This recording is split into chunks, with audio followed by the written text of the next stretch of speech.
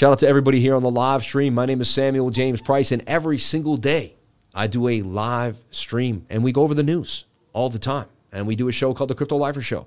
And the news kind of, it talks about what's happening in the market. Is the SEC going after an exchange? What exchange? Is it going to affect liquidity and volume?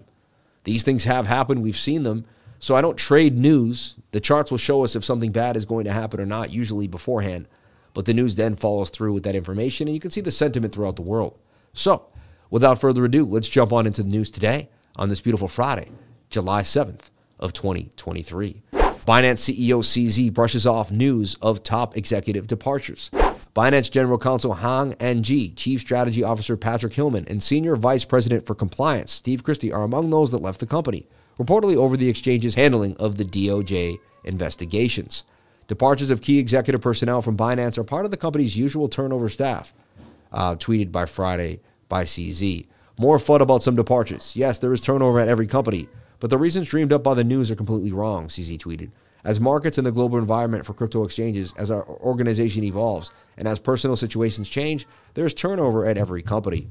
The world's largest crypto exchange is facing heat from regulators across the world, with the U.S. Securities and Exchange Commission filing a lawsuit against the firm and CZ for breaking several securities laws. Earlier, Fortune reported that high-profile personnel in senior leadership positions, including Chief Strategy Officer Patrick Hillman and Senior Director of Investigations Matthew Price, had left the company because of CZ's response to an ongoing investigation by the U.S. Department of Justice. Hillman tweeted he was leaving the exchange on good terms, and it's simply time for me to move on to the next challenge.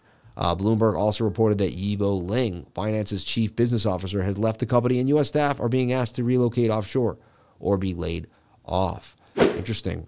Be kind of nice, though. Like, hey, why don't you come leave this city that you're in and kind of move to Barbados? Like, I wonder where offshore they're going. BNB Binance Exchange token is down 2.4% at $233, So what's my take on this? Well, the thing about it is they are pretty high up. I like CZ. He usually doesn't BS, and he's probably right. It may be a mix of both.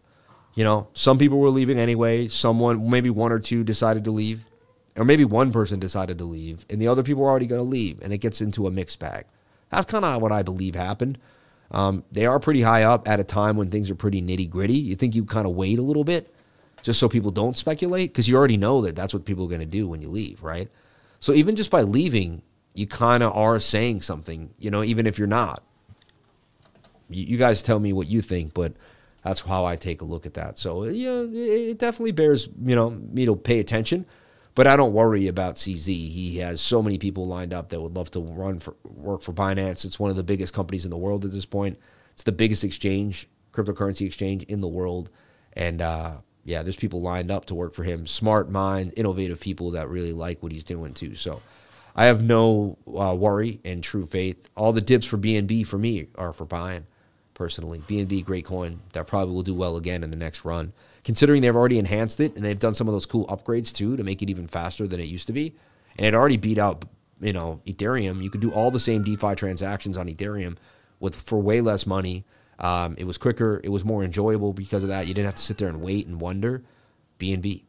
U.S. added 209,000 jobs in June, missing expectations for 230. The unemployment rate fell to 3.6 versus 3.7 in May, against expectations for 3.6. The U.S. added 209,000 jobs in June, slightly missed expectations for 230,000, and down from a downwardly revised 306,000 in May.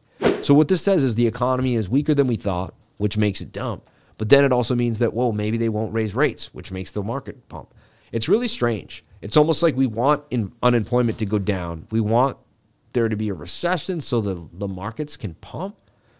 But if we're in a recession, how can the markets pump? Oh, but they have to raise the rates because we don't want to be in a recession, because inflation, we're in kind of a pickle right now. I believe that the Federal Reserve overreacted to the pandemic as if it was through their numbers and their metrics. I believe they're also behind the 8 ball each time. And even though they think they can speculate how much what they do ripples back into the market, I don't think you can ever be too sure exactly how that works, because it depends how many people on the earth, how many jobs are moving, what's happening, sectors where money is flowing. Like, there's so many other, I think, outliers behind that. And so this jobs report was bad in a way, and good for the markets technically, because we didn't gain as many jobs as we should have. because basically the point is if there's more people spending money, right, buying everything out there, then it's going to add to more inflation. So he's trying to stop the flow of money to bring down inflation by stopping jobs. It's kind of weird. And indirectly, that's not what he wants to do, but that's what has to happen. And it's what we've seen before.